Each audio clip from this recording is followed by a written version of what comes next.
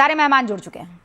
Bharatiya Janata party के राष्ट्रीय प्रवक्ता अजय आलोक जी हमारे साथ है, कांग्रेस समर्थक पंकज शर्मा जी हमारे साथ हैं, एआईएमआईएम के राष्ट्रीय प्रवक्ता वारिस पठान दिख नहीं रहे हैं, अब से कुछ ही देर में शायद हमारे साथ जुड़ जाएंगे ईद के चांद की तरह।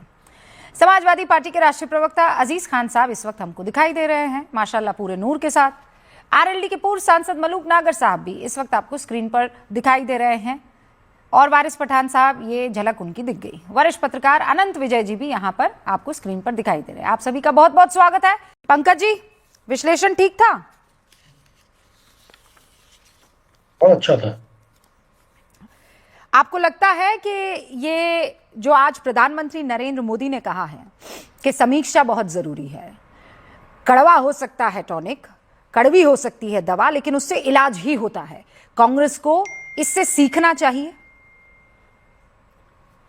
समीक्षा तो हर मामले में जरूरी होती है और होनी चाहिए। समीक्षा इस बात की भी होनी चाहिए कि कांग्रेस किस तरह की राजनीति कर रही है और भारतीय जनता पार्टी किस तरह की राजनीति कर रही है। मैं तो प्रधानमंत्री जी की इस बात को एकदम सही मानता हूँ कि जो कांग्रेस की बुराइयों से बचेगा वही देश में आगे बढ़ेगा। भारतीय जनता पार्टी और नरेंद्र भाई मोदी ने ये साबित करके भी दिखाया है कि वो कांग्रेस की बुराइयों से बचे रहे और देश में कहां से कहां पहुंच गए।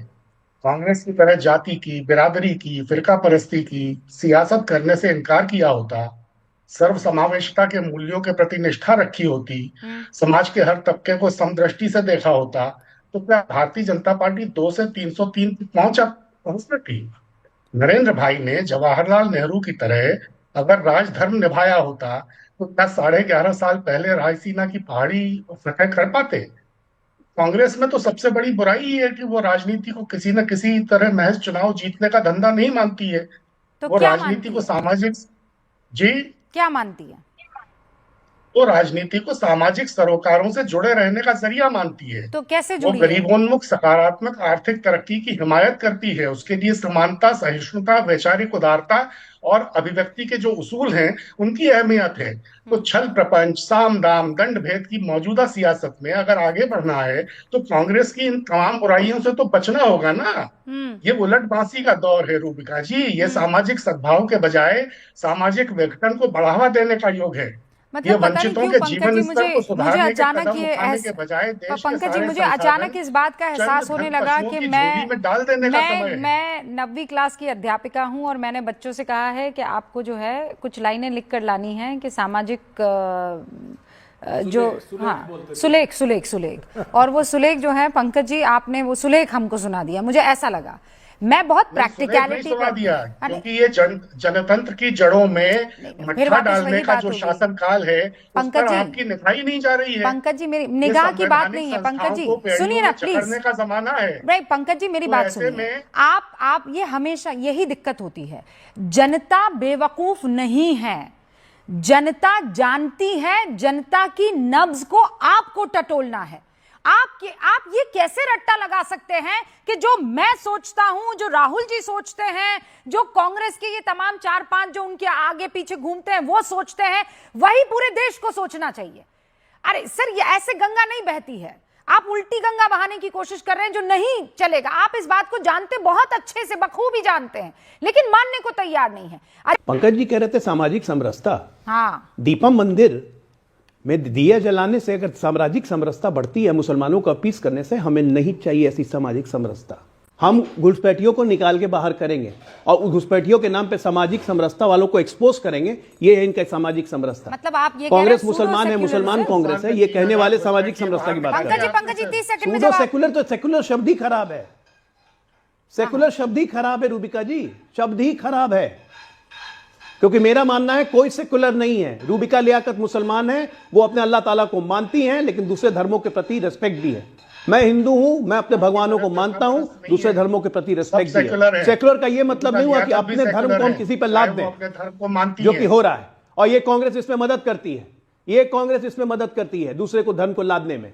पंकज जी, जितने कन्वर्शन हुए कहीं ना कहीं कांग्रेस का कोई ना कोई नेता कहीं पीछे ही रहता है, चाहे उड़ीसा में क्रिश्चियनिटी कन्वर्शन हो, चाहे इस्लामिक कन्वर्शन। अच्छा शब्द है, उसको सामने वाले ने अगर बुरे तरीके से पोर्ट्रे कर दिया तो वो बुरा थोड़ी हो जाता है, इसीलिए उसके आगे सूडो लग गया है ना। Secular is a beautiful word, लेकिन सूडो लगाने वालों को आप कटघरे में खड़ा कीजिए ना। आपने तो सेक्युलरिज्म को ही कटघरे में खड़ा कर दिया। यही तो चाहते हैं पंकज जी, एंड पार्टी। इस देश में रूबिका जी इस देश में सेकुलरिज्म का मतलब मुस्लिम परस्ती हो गया और कुछ नहीं।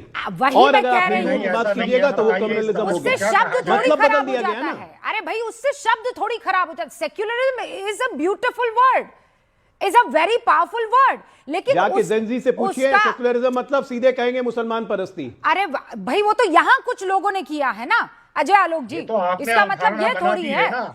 और इसका आप मतलब तो बताइए जीत हो गई रूबिका सामने जी, वाले की, आप जिसने सेकुलर हैं सेक्युलरिज्म या के नहीं नाम है? पर। अरे पंकज जी, इतनी मतलब दिक्कत रूबिका जी यही है, कांग्रेस पार्टी के इर्द गिर्द जितने भी सलाहकार हैं वो कभी चुनावी राजनीति में जाते नहीं हैं, चुनाव लड़ना नहीं है उनको, बस बौद्धिक बातें करनी है। यही कांग्रेस पार्टी की सबसे बड़ी कमजोरी है। और सामाजिक समरसता में मुझे मलियाना का दंगा याद आता है, कितना सामाजिक समरसता थी। भागलपुर का दंगा याद आता है, कितनी सामाजिक समरसता थी। मतलब ये इतनी लंबी फहरिस्त है, नेहरू जी से लेके और राजीव जी तक। 84 में कितनी सामाजिक समरसता कांग्रेस पार्टी ने बनाई, जब उसके शीर्ष नेतृत्व ने कहा कि एक बड़ा पेड़ हिलता है तो बाकी तो घास फूस ऐसे जाते ही जाते ही। सामाजिक समरसता का alright, okay Pankaj ji 5 second 10 second याद आती है कि नहीं? अहमदाबाद का जेनोसाइड याद आता है कि नहीं? तो फिर सामाजिक समरसता थी कहां रही गुजरात में और पंकज जी? अहमदाबाद में। आप तो सामाजिक समरसता की बुनियाद खड़ी कर रहे थे ना, कांग्रेस की इमारत उसी बुनियाद पे खड़ी कर रहे थे। बात बोलते हैं तो फिर ये जो अजीज भाई कहते हैं और पंकज जी कहते हैं वो कहाँ झूठ बोलते हैं? आप लोगों की बी टीम की तरह आप लोग तो ऐसे उनको झेला दे रहे हैं, ऐसे झेला दे रहे हैं। तो वो जो अजीज भाई और पंकज भाई झूठ थोड़ी बोलते हैं कि आप लोगों की बी टीम है AIMIM।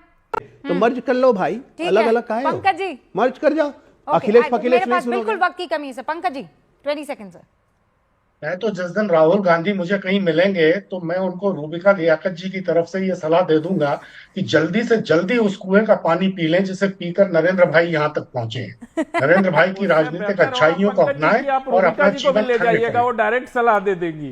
सर वो मैं 2-4 जगह तो फिक्स है, वहां तो मिल ही जाते हैं। आपको पहले से टिकट विकेट बुक करवा के वहां पहुंच जाना चाहिए, मिल जाएंगे। आई एम श्योर मिल जाएंगे। मतलब पंकज जी आपको भी ये कहना पड़ता है कि अगर राहुल गांधी मिल जाएंगे मुझको तो ये तो बड़ी अजीब सी हाँ, बात तो है। मैं